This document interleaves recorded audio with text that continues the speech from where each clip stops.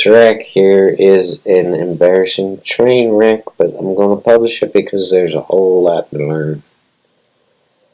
Especially about what a train wreck is. I'm sure you've experienced it if you've played over 2 hours of pool.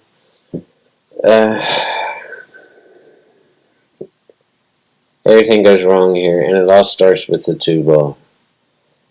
And there's no better way to explain it than to roll it, man. Roll the beam footage. Let's turn the volume down. Boom.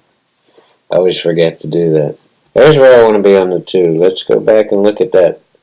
That's important. Right there, right where my cue shaft is. We're talking 3-4 inches below that 8-ball right there. Just keep an eye on that 8-ball to get perspective for when I shoot this 1-ball. That's where I want to be. If I make that and I get there on that line, everything should be pretty easy. And as you can see, I came up short, way short, a good 5 inches short. And now I'm on the wrong side of the 2 with no realistic way to get on the 3. Good position to get on the 3 to get on the 4. If I try to go 3 rails, which is everybody's first instinct, which, and that's normal. That would be normal if it wasn't the 2-ball. If it was like, the 6 or the 7-ball and you didn't have, 8 balls in your way. Yeah, you could go 3 rails here. You try to go 3 rails on this shot here, you're going to hit the 5. And if you miraculously make it around that 5, you're going to hit the 6. And if you make it around that, you're either going to hit the 8 or the 9. All trying to get back on the 3-ball. So what do you do in a situation like this?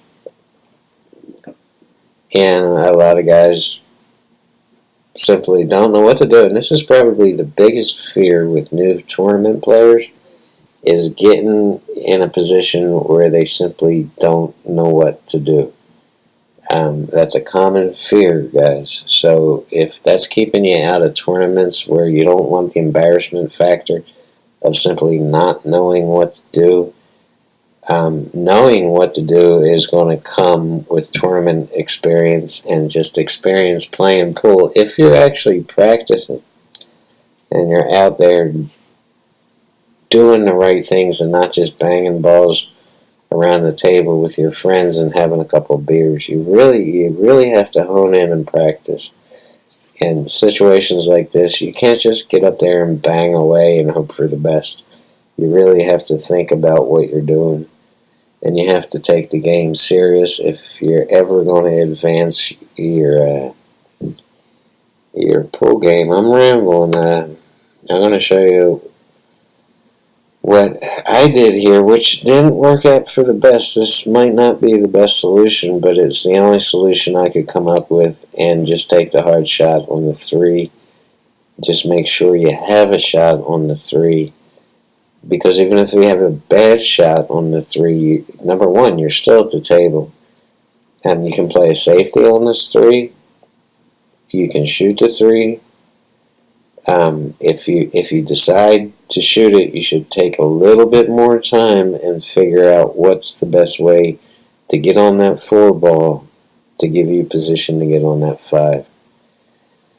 And plain and simple, I didn't think this through. We're going to have to move this over to here. I should have thought about this longer, and I shot it like a total wuss. I'm looking at it now. It's pretty basic. This is a hard cut on this 3-ball, which is going to leave the cue ball traveling pretty quick because it's a thin cut and there's nothing stopping the momentum of the cue ball. I should have went down to the center of this bottom rail and bounced back up for a shot on the 4 to draw back for a shot on the 5, and the rest of the rack I would have been back in line and everything would have been simple. But I shot it like a wuss. I should have put just a hair of right-hand English on here and shot it with some top and a little bit hard. but I shot it like a total wuss because I was more concerned about the shot than getting on the 4. And look where that has gotten me. I'm now on the wrong side of the 4. So if I draw off this 4 to increase the angle off it, if you put draw on this ball, it's going to increase the angle and it's going to hit the rail right around a little before that 6 ball and a little below. It's going to hit the rail and it's going to increase the angle back up and should come back up right about where the cue ball is right now to shoot the 5. And if I had done that, I'd be out. But I didn't do that. I didn't put any bottom on this ball. So I didn't increase the rail. I increased the angle and sent the cue ball. I put a ton of left-hand English on it. And I mean a ton. You're actually going to see how I cue this ball up. And I sent it all the way back down table. Pretty much got snookered behind a 9 and have to use a masse shot to shoot the 5. It's crazy. And it all started with the 2 ball, and it keeps getting worse. So there it goes. Bye-bye. It's gone.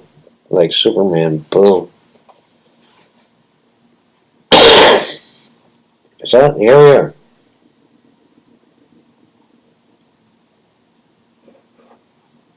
I have to masse around this 9 ball. That's why I'm jacked up. But it's only about a 1/4 inch. I just have to kind of sneak around the 9 ball. And all that left-hand spin that I'm putting on the cue ball should throw the 5 ball in the pocket. I cannot hit the 5 full and shoot it straight into the pocket. I'll hit the 9 ball. So I have to just kind of bend it just a little bit and keep the cue ball spinning and spin the 5 into the corner pocket. But watch what happens when the cue ball keeps going and hits this rail. I'm going to put this in slow motion. Watch real carefully. See how slow it's going? Boom. It just takes off to the left-hand side, and that's all that left-hand English. So now I have another difficult shot. This is a hard cut shot on the 6. And really what I want to do here is just get the cue ball to the center of the table. And what I tried to do is sneak it around this 7 ball and come back and just bounce back up for the center of the table. And at that, I'm back in line and it should be a no-brainer out. But I hit the 7 ball. And I'm lucky I didn't scratch there. So now I can't put draw on this because I'm too close to the rail. So now I have to force it to this rail and bounce back up for a difficult shot on the 8 with natural angle, a natural angle to get back from the 8 to the 9. So that's not the problem. The problem is, once again, I go brain dead and I put too much left-hand English on this and throw this 8 ball to this direction. When I should be shooting that. If you're going to put left-hand English on this ball, it's going to throw it that direction. So you actually have to aim for this point right here. And that way you'll hit center of the pocket. I should have just rolled out for the 9, but watch what happens with all this left. I almost missed that ball. You see how I hit that point there before it went in? If that wasn't a 5-inch pocket, I would have missed it. And I'm still not back in line. This whole game, I was out of line, and it all started because of that 2 ball. So it started out bad, and it just stayed bad. And some of it got real bad. When if I had gotten on that 2 ball, this would have been a simple out. So keep it in mind. Once you know, after the break, your first thought should be, do I have a shot on the 1 ball? Because if you don't, you're either going to have to push out or swing at it. And so you have 2 options, and you know you're going to be doing either one, so you don't have to really, well, you do have to think about where you're going to push out and everything, and that gets into a whole different, complicated, kind of boring subject. But the most important thing, the first thing you're looking at after the break is, do I have a shot on the one? Because if you don't, you're not going to be running out unless you get really super lucky and just, get batshit stupid. And then I look in groups at 5 and 6 and then start working backwards. Where's the 5? Where's the 6? Where do I need to be on those balls? Where do I need to be on the 5 to get to the 6? And then start thinking backwards. Where do I need to be on the 4 to get on that position on that 5? Where do I need to be on the 3 to get on that position on the 4? And where do I need to, this is the key, where do I need to be on the 2 to get that position on the 3, to get that position on the 5, to get that position on the 6? It's a lot. And there's a lot of thinking involved out there, and this is why these guys are so serious. Alex Pagulayan is one of the few that can joke around with the crowd and still have all this crap going on in his head. I can't. And there's a good chance that you can't be like that either. At least not this point in your pool playing evolution. It's going to take, you can't just go out and bang balls with friends. You really have to work on both your physical game and your mental game. It takes a lot of thinking. And again, this goes back to what I said in another video. This is why it looks like these guys are not having any fun, because they're so entrenched in thought and concentration and where they need to be and what they need to do. And a lot of times they go apeshit nuts because they got, 1 inch out of line, and everybody's like, well, but there's a reason. And it's because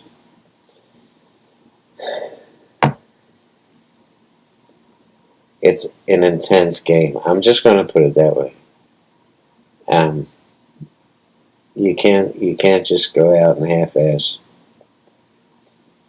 You got to be all there. I'm going to let this whole game roll over again, and we're just going to go through it, the whole darn thing again, just so where you can see, without me interrupting or without me talking, everything that went wrong, just to drill it into your head. So let's start from the top and just let some music roll here.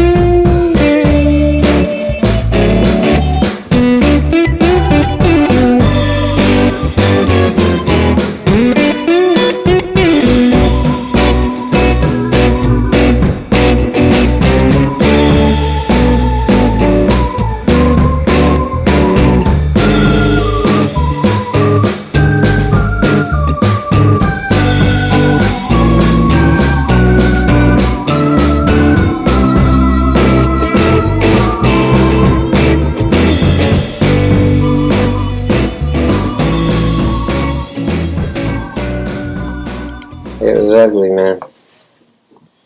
Say goodbye to my cat. Say hi to the peeps.